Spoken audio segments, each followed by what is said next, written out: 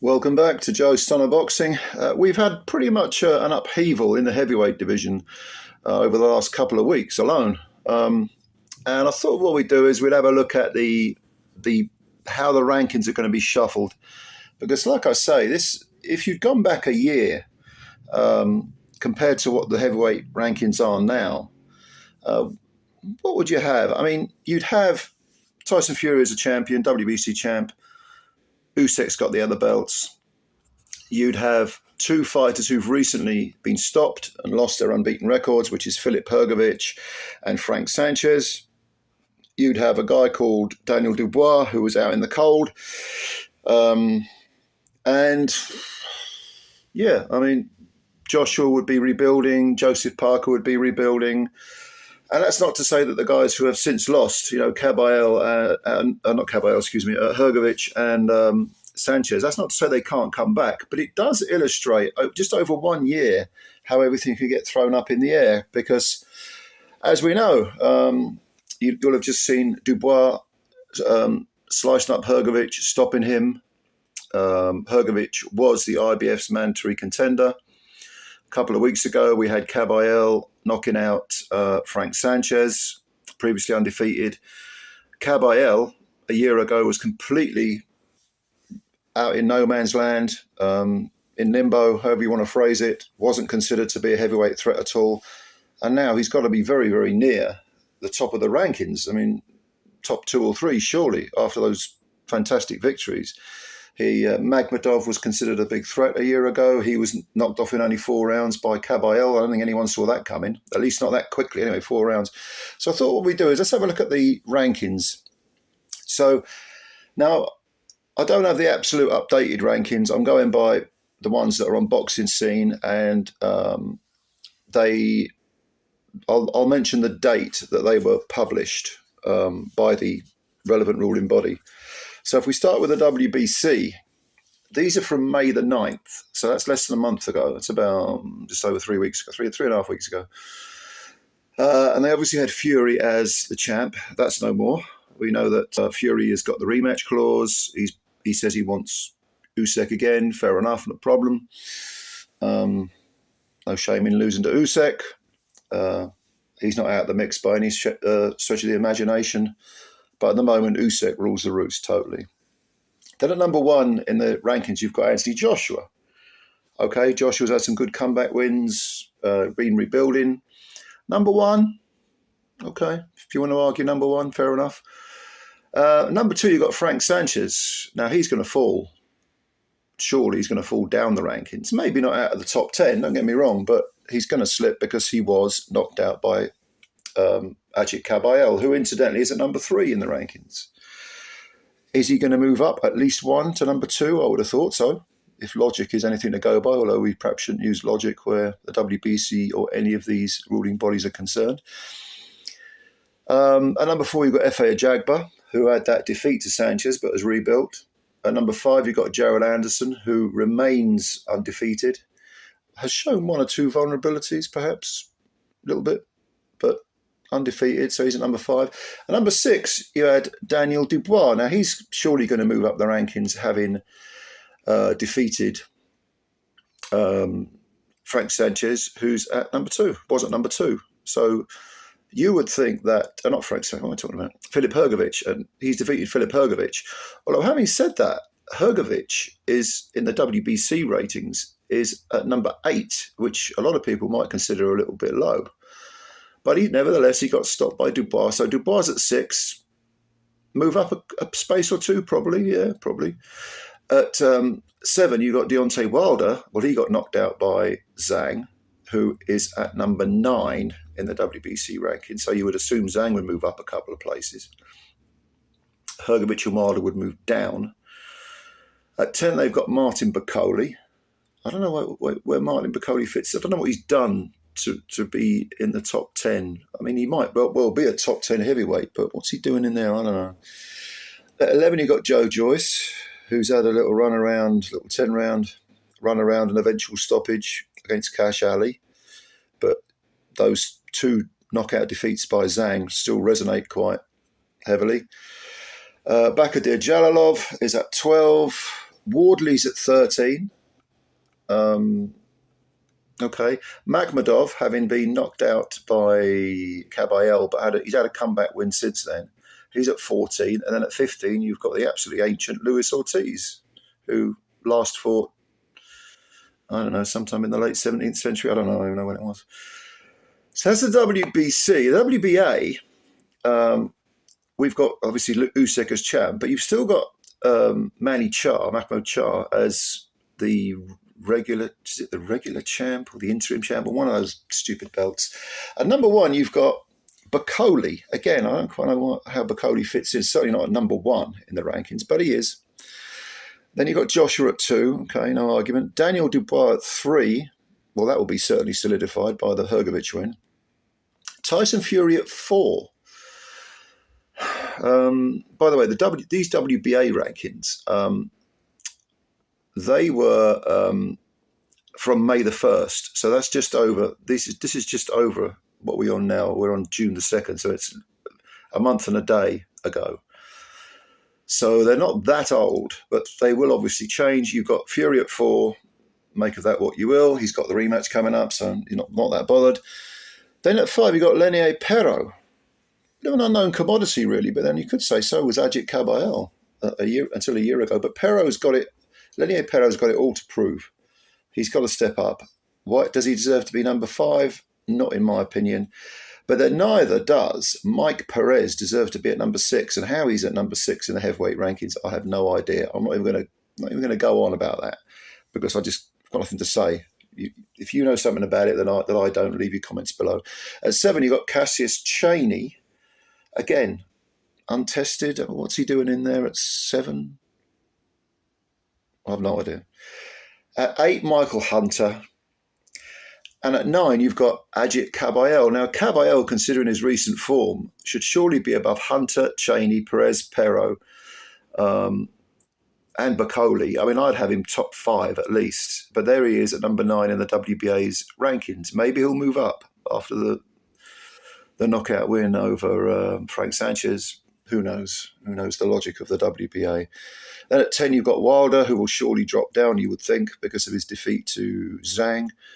At 11, you've got Kubrat Pulev, still hanging around. At 12, Wardley. 13's Jared Anderson, should probably be higher than 13, I'd have said.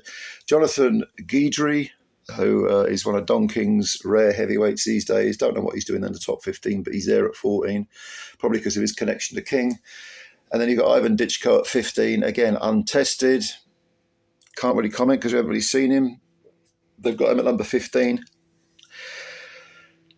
Does he deserve to be in the 15? I don't know. You decide. I mean, does Wardley deserve to be number 12? He's number 13 in the WBC as well. But this, when you get to the lower echelons of the 15, I suppose it's much of a muchness. So that's the WBA rankings. Like I say, that's from May the 1st, so just over a month ago. Then the IBF rankings. Now, these are as of April the 16th, so we're going back a month and a half. They may have been updated since then, I don't know. But they've obviously got Usyk as champ. They've got Filip Hrgovic as number 1. Surely he's going to dip quite sharply, drop down, maybe not out of the 10, but considerably drop down. At number 2, it just says not rated. I don't know what that means. They couldn't make up their mind who to put number 2, so they left it blank. At number 3, Joshua. Number 4, Dubois, who will surely jump above Mr. Not Rated and Filip Hrgovic. So you might see Joshua at maybe 1, Dubois at 2. At 5 at the moment, you've got Jared Anderson. At 6, Frank Sanchez, who's been knocked out. So he will drop below Ajit Kabayel, who's at 7, you would think. Kabayel, another one who would jump above, well, not just Sanchez, but Jared Anderson, Mr. Not Rated, and Mr. Hrgovic. Zhilei Zhang at 8, who's coming off the knockout of Deontay Wilder. No problem. He deserves to move up. Joe Joyce, twice knocked out by Zhilei Zhang, is at 9. At 10, F.A. Ajagba. 11, Otto Wallin, despite being smashed up by Joshua. Then at 12, you've got Makhmadov. Like I said, he's on the comeback trail. He's had a comeback win. Fabio Wardley at 13. 14, Martin Bakole. Number 1 with the WBA. number 10 with the WBC, and number 14 with the IBF. And then at 15, you've got the retired Justice Hooney. So I don't know who's going to take his place now. He's retired. Then we go to the WBO. Okay, now these WBO rankings are the most recent of all these that I'm reading out. These were updated on May the 20th. Okay, so only 2 weeks ago. 2 weeks ago. And Usyk, obviously the champ. Parker is the interim champ. I think, by the way, the IBF interim champ now is Daniel Dubois. So I forgot to mention that because he won that belt by knocking out the mandatory contender, who was Filip Hrgović. So he takes that strap that gets him the inside track to a man he's already fought, who of course is Usyk. But with the WBO, you've got Usyk, champ. You've got Joseph Parker, who is interim champ. At number 1, you've got Joshua. Number 2 is Zhang. Number 3 is Frank Sanchez, who will have to come down because of his knockout defeat. Jared Anderson's at 4. Hrgović is at 5. Again, he'd have to slip. At 6, you've got Wardley. Fabio Wardley is probably too high. 7, Daniel Dubois. I would say Dubois deserves to jump over Wardley. Probably over Wardley, Hrgović, Sanchez, and Anderson maybe as well. I mean, when you consider his last 2 victories, they're really, really good. At 8, you've got Ajit Kabayel, who should be top 3 in my opinion, at least. At 9, you've got Justice Hooney, who's retired. 10, F.A. Ajagba. 11, Martin Bakole. Again, he's in the mix. At 12, you've got Jermaine Franklin Jr., who's had a couple of little low-key victories, I think, since being beaten by Dillian White and Joshua. At 13, Wilder, who's surely going to drop out of the 15 now. Joe Joyce at 14, and Bakamir Jalilov at 15. So that's within the last 2 weeks to a month and a half. And you can see how we've had that shuffle of contenders, what's been happening. And what do I make of all this? Well, apart from the obvious, like I've stated, that things can change very, very quickly if people actually fight each other, I think the most positive thing is that people are fighting each other. Kabayel is fighting, Frank Sanchez, Makhmudov, Daniel Dubois and Filip Hrgović are fighting. We've got contenders that are crossing paths, being defeated. And bear in mind also that you've got Joe Parker and Daniel Dubois, who a year ago were very much rebuilding. I mean, Dubois, I think, was getting ready for the fight against Usyk, which he would quit in. So, and yet, less than a year later, he's suddenly, looking great again. He's looking like he deserves to be top 5 ranked. So what's the moral of the story? The moral of the story is if you fight and you fight the best, occasionally you will lose because you're fighting very good men. But if you continue to fight good men and you continue to learn from your mistakes and so on, not only do you improve as a fighter and you learn about yourself and about others and about your craft, your technique, but us fans get some really great gigs to watch, and this is why I think absolutely we need, it almost goes without saying, we need more fighters fighting each other, getting involved. Defeats don't define you. The hell with the 0. Never mind being undefeated and all that crap. It doesn't matter if you haven't fought anyone. Dubois and Parker have proved you can come back. Sanchez and Hrgović have just been beaten. They can come back if they want to, if they really want it. You've got a couple that are on the way out. Wilder's probably on the way out now. Perhaps a drop down to bridgerweight. I don't know. He is essentially a bridgerweight because of his weight, but I don't know. But he's not going to be part of the heavyweight mix anymore. So you get this shuffle, and that's good. That's good. That's good. And that's why when you see names like, Lelia Pero or Ditchko or Jalilov, good potentially good fighters, but you want to see them fight people. And if they lose, who gives a damn? If they lose, they lose. You come back, This is what makes boxing exciting. This is why when people look at the history of boxing, they go back to the days of, Ray Robinsons and Hank Armstrongs and, Archie Moore, Ezard Charles. They were fighting each other all the time, So that's what we want to see. So leave your thoughts below about the heavyweight division. I've concentrated on the heavyweights. That basic rule can apply, of course, to any weight division at all. But let me know what you think. And yeah, comments below. And if you could subscribe to the channel if you're new, that would be a big help. And also hit the little like button if you don't mind.